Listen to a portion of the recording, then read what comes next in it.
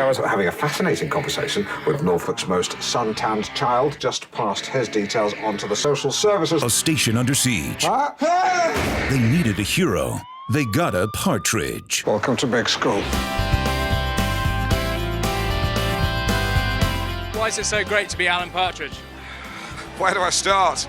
Why is it so great? Because I think I tell the truth. I go where others fear to tread.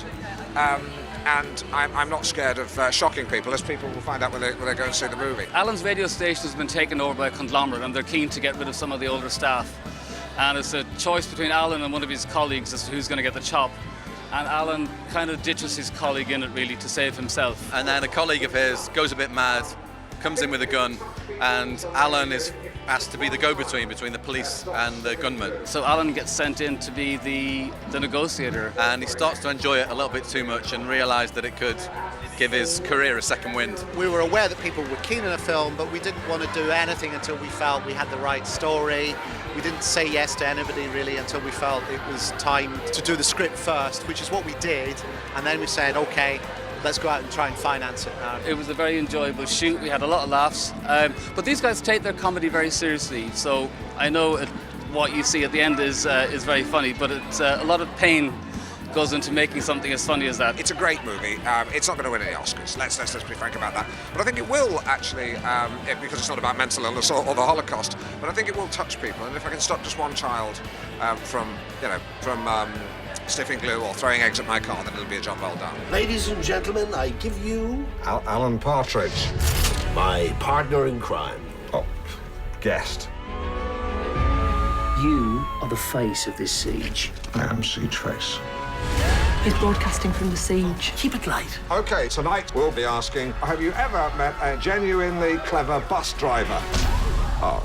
We love him because he's an eternal loser, and that's what the British like. We love an eternal loser, and he always will be. He's never going to win. I think he's a redeemable character. You know, he may be unpleasant, and then he'll sort of try and do something nice, like give her a wage rise or do something, and so he means a lot to her. There's a great truth about him. I don't want to sound too pontified, but that's it.